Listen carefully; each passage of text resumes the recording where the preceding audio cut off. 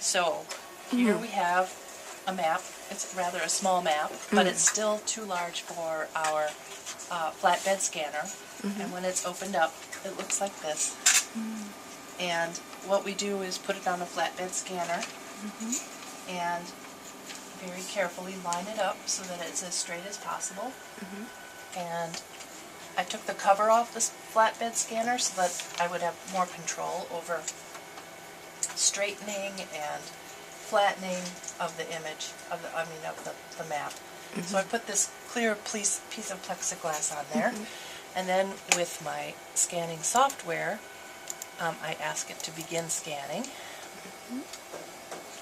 And I have it all set up at 300 pixels per inch, 24-bit color, and we're going to take 4 different images of this map in each corner, 1, 2, 3, 4, and there will be a lot of overlap. And then we'll take those 4 images, and with that overlap we will match them together and sort of stitch them visually. There's also software that I'm going to attempt to use to see if it makes things a little faster to stitch. So I'm asking it to scan now, and you can see how slowly the scanner is reading the details. That's because it's that 300 pixels per inch and high color resolution. And so this is how long it takes for one of these images.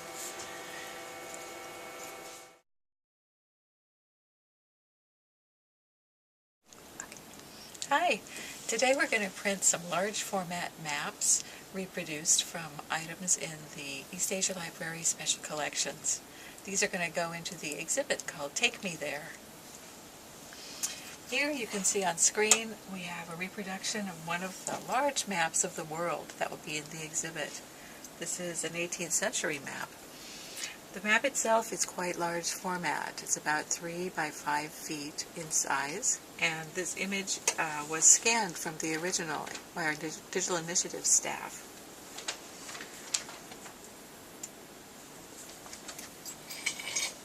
The image itself is about half the size of the original right now, measures 23 by 18 inches. And to print, I am going to print it twice that size. So I'm going to take that map and scale it to 200%.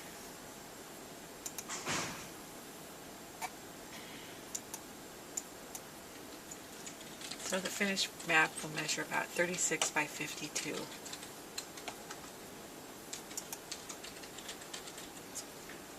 I'm double checking here to make sure I've got the plan right for what we want to see.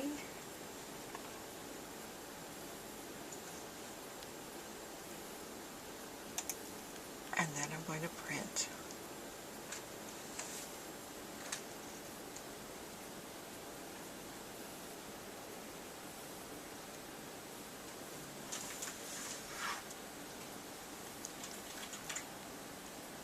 We have a HP DesignJet large format printer at our library that we can use for production of lots of exhibit graphics and other materials for staff to use.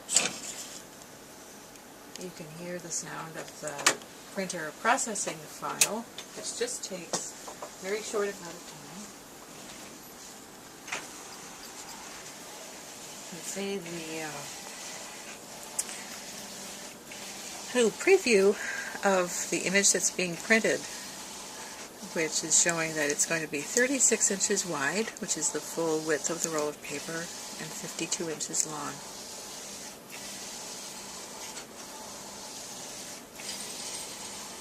So in 2 or 3 minutes we'll be able to see that prints coming out of the printer. Lift it up a little bit.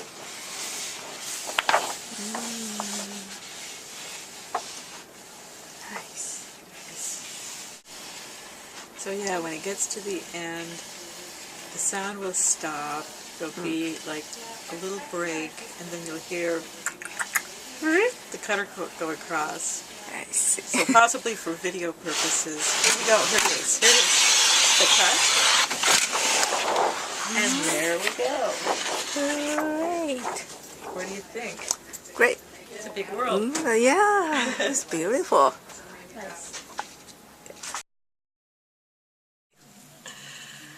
Okay, so now we're ready to mount the print that we just made on the printer.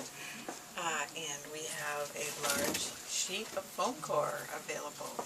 This is a 40-inch by 60-inch sheet. This is the size that we're using for the biggest maps of the exhibit. So I'll put this on the work table.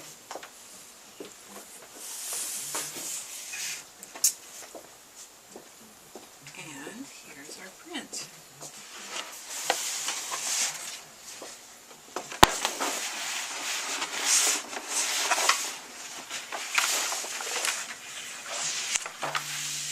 You can see that the print is going to require almost the full sheet of foam core. To attach the print to the foam core, we're going to use a double-sided tape. This is a very narrow tape that has the sticky carrier, the stickiness on a paper carrier. And we are using this because it's a method that is non-toxic, does not have any fumes. It's relatively simple and doesn't introduce any moisture to the print. So first I need to think about where to put that tape. And we want the final print to be trimmed right at the edge of the image of the map. So I'm going to turn the map over and then place the tape around the perimeter of the image of the map so that when I trim the edge afterwards, the edge will end up being adhered to the board.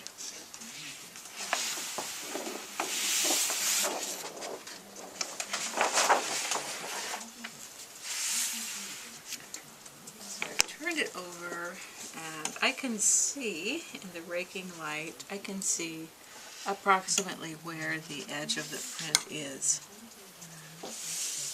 And I'm giving myself some guides with a pencil line for where that is. And then I can put a straight edge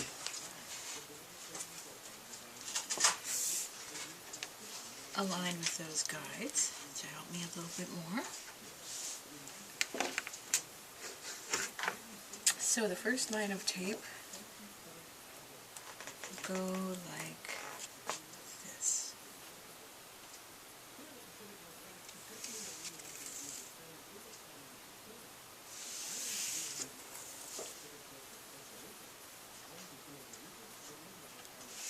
I'm trying to just lay the tape down without putting a lot of stress on it.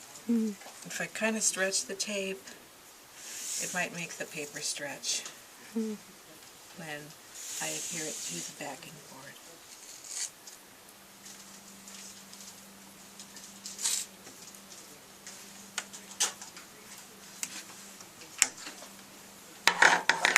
So when I reach the edge of that margin, I can trim the tape. And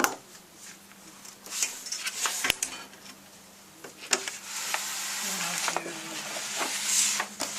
other one on the side.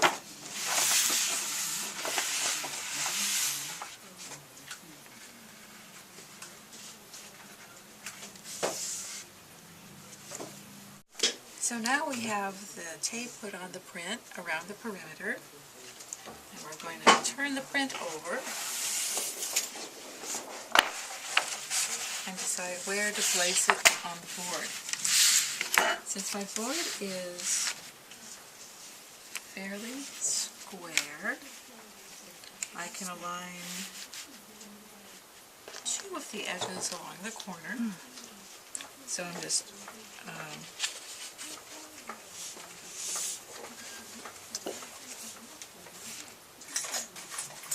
placing this like so. I'm using these little weights to hold the print in place.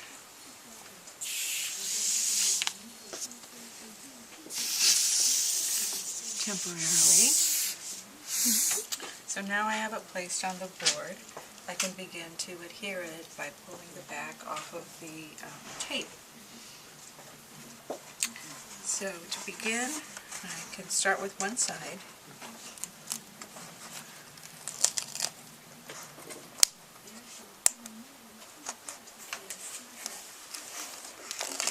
And I'm pulling this carrier off. You can see that that's the actual tape that's left. I have a little pencil mark under there that you see. So it looks like I got the tape pretty much where I wanted it. That's good. So take out that carrier.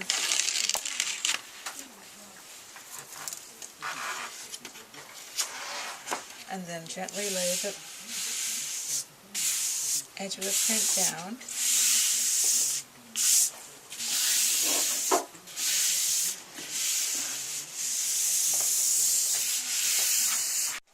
So because this print is so big, I need to trim the long edge with a long straight edge and a handheld knife.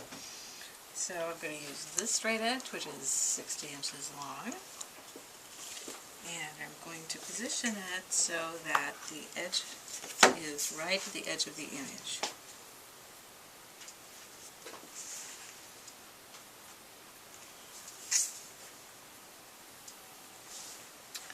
Just like before, I'm going to use weights to hold the tool in place, but I have some heavier weights. These are pretty heavy cast iron sash weights wrapped up here.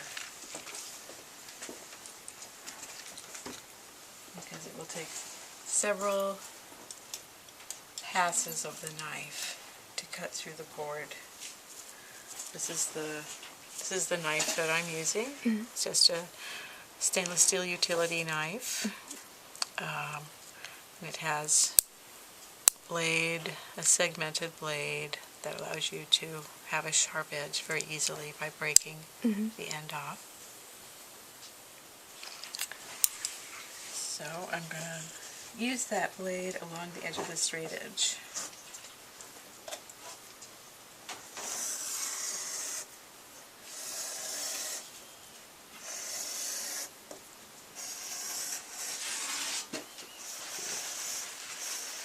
So I'm just trying to press straight down, not move the straight edge, and keep my fingers out of the way of the blade. This is a very important principle.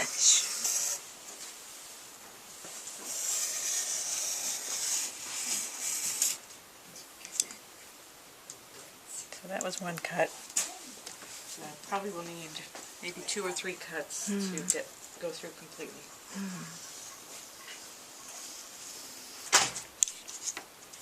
When you're cutting by hand. So there's cut 1. So I'm going to use this mat cutter to cut the short edges of the print. And so this has a blade that travels along this track to cut through the board. Raise this.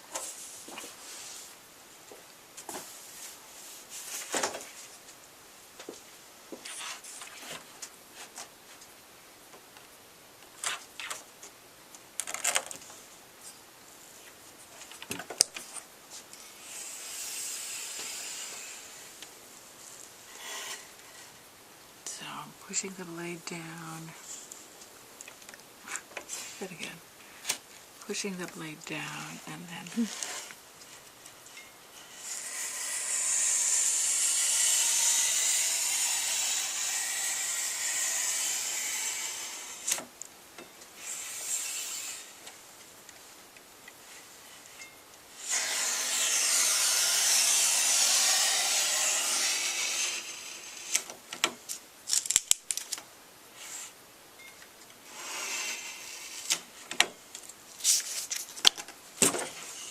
aha. Yes. So here we have the finished panel. A large map of the world. Great.